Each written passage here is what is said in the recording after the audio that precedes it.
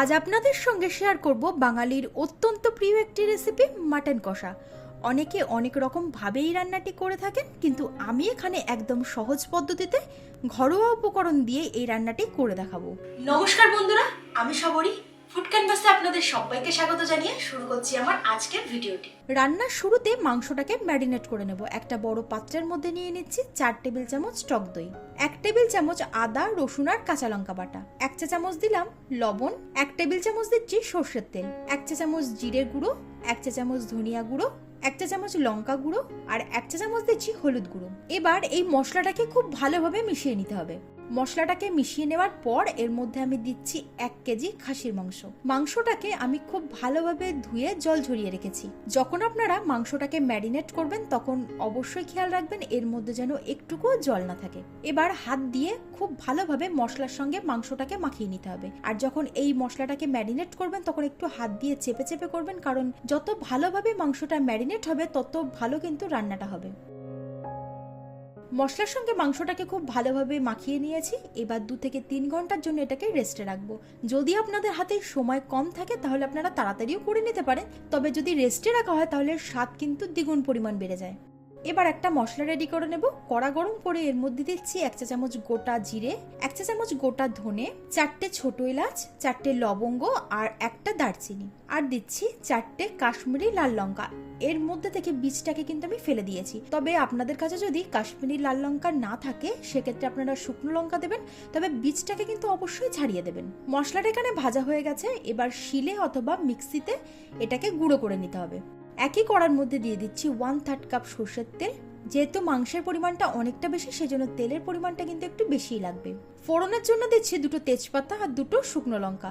ফোড়নটাকে একটু ভেজে নেবার পর এর মধ্যে আমি দিয়ে দিচ্ছি পেঁয়াজ কুচি। এখানে বড় সাইজের পেঁয়াজ 4টে আছে। 1 চা চামচ চিনি দিয়ে দিলাম। চিনি দিলে কিন্তু মিষ্টি হবে না, তবে দুর্দান্ত একটা কালার আসবে। পেঁয়াজটা ভেজে নেওয়ার পর এর মধ্যে দিচ্ছি 2 চা চামচ আদা রসুন আর কাঁচা লঙ্কা বাটা। এবার এটাকে খুব ভালোভাবে একটু কষিয়ে নিতে হবে যাতে মশলার কাঁচা গন্ধটা চলে যায়। তারপর ফ্লেমটাকে লোতে দিয়ে এর মধ্যে কিছু গুঁড়ো মশলা দিয়ে দিচ্ছি। প্রথমে দিলাম 1 চা চামচ হলুদ গুঁড়ো আর 2 চা চামচ লঙ্কা গুঁড়ো। ঝালটা নিজেদের স্বাদ অনুযায়ী দেবেন। মশলাটাকে একটু ভালোভাবে লো ফ্লেমে রেখে ভেজে নিতে হবে। মশলাটা ভেজে নেওয়ার পর এর মধ্যে ম্যারিনেট করে রাখা মাংসটা দিয়ে দিচ্ছি। প্রথমে ফ্লেমটাকে হাইতে রেখে কিছুক্ষণের জন্য কষিয়ে নিতে হবে। কিছুক্ষণ কষিয়ে নেওয়ার পর দেখতেই পাচ্ছেন এর থেকে কিন্তু প্রচুর পরিমাণে জল ছেড়েছে। মাংসর থেকেও কিছুটা জল বেরিয়েছে, আর যেহেতু এর মধ্যে দই দেওয়া আছে তার থেকেও কিন্তু কিছুটা জল ছেড়েছে। এবার ঢাকনা চাপা দিয়ে মাঝারি আঁচে রান্নাটা করতে হবে যতক্ষণ না এই যে জলটা বেরিয়েছে সেটা কিছুটা শুকিয়ে আসছে। বেশ কিছুক্ষণ মাংসটাকে আমি কষিয়ে নিয়েছি, আর আপনারা দেখতেই পাচ্ছেন যে জলটা বেরিয়েছিল সেটা শুকিয়ে গিয়ে তেল ছাড়তে শুরু করেছে। এবার এর মধ্যে দিচ্ছি মাংসের চর্বি। এটা অপশনাল, আপনারা চাইলে দিতেও পারেন নাও দিতে পারেন, তবে দিলে কিন্তু দুর্দান্ত টেস্ট আসে। আর দিয়ে দিচ্ছি স্বাদ অনুযায়ী লবণ। লবণটা একটু বুঝে দেবেন, কারণ মাংসটা ম্যারিনেট করার সময় কিন্তু আমি লবণ দিয়েছিলাম। ভালোভাবে নাড়াচাড়া করে মিশিয়ে নেওয়ার পর এর মধ্যে আমি দিচ্ছি 1 চামচ গরম জল। একটা আলাদা পাত্রে একটু জল গরম করে নেবেন, আর এই জলটা কিন্তু বারে বারে দিতে হবে আর মাংসটাকে কষিয়ে নিতে হবে। একেবারে কিন্তু সম্পূর্ণ জলটা দেওয়া যাবে না, অল্প অল্প করে জল দিয়ে কষাতে হবে, তবেই কিন্তু এর স্বাদটা বাড়বে। 2 থেকে 3 চামচ জল কিন্তু এর মধ্যে আমি দিয়ে দিয়েছি, আর এই মাংসটা কষাতে প্রায় 30 থেকে 40 মিনিট সময় লেগে যাবে। যেহেতু আমি আজকে প্রেসার কুকারে দিয়ে এই মাংসটা রান্না করছি না, সেজন্য এই সময়টা কিন্তু লাগবে। তবে অনেক সময় কি হয়, মাংসের কোয়ালিটির উপর কিন্তু নির্ভর করে কতটা সময় লাগবে। আগে থেকে যে ভাজা মশলাটা আমি রেডি করে রেখেছিলাম সেটা দিয়ে দিচ্ছি, আর দিয়ে দিচ্ছি আরও 1 চামচ গরম জল। মাংসটা কষানোর জন্য প্রায় 4 থেকে 5 চামচ কিন্তু আমি জল দিয়ে দিয়েছি।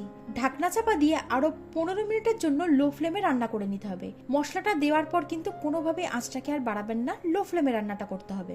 প্রায় 15 মিনিট ধরে লো ফ্লেমে আমি রান্নাটা করে নিয়েছি। আপনারা দেখতেই পাচ্ছেন মাংসের কালার কিন্তু টোটালি চেঞ্জ হয়ে গেছে, আর এর থেকে তেল ছাড়তে শুরু করেছে।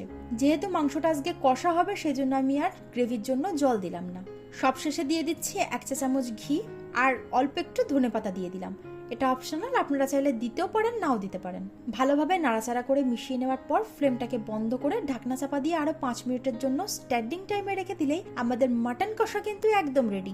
এইভাবে একবার মাটন কষাটা বানিয়ে দেখবেন, এর টেস্ট কিন্তু সম্পূর্ণ অন্যরকম হয়। লুচি, রুটি, পরোটা, পোলাও সবকিছুর সঙ্গে কিন্তু খেতে অসাধারণ লাগবে। আজকের রেসিপিটি আপনাদের কেমন লাগলো অবশ্যই কমেন্টে জানাবেন। ভালো লাগলে লাইক আর শেয়ার করতে ভুলবেন না। আমার চ্যানেলের নতুন বন্ধু হলে চ্যানেলটা সাবস্ক্রাইব করে নেওয়ার অনুরোধ রইল। পাশে থাকা বেল আইকনটি অবশ্যই ক্লিক করে দেবেন, তাহলে আমি আমার চ্যানেলে নতুন কোনো ভিডিও আপলোড করলে তার নোটিফিকেশনটাও আপনাদের কাছে পৌঁছে যাবে। আজ তবে এই পর্যন্তই, আবার হাজির হয়ে যাব নতুন একটা ভিডিও নিয়ে। আপনারা ভালো থাকবেন, সুস্থ থাকবেন, ধন্যবাদ।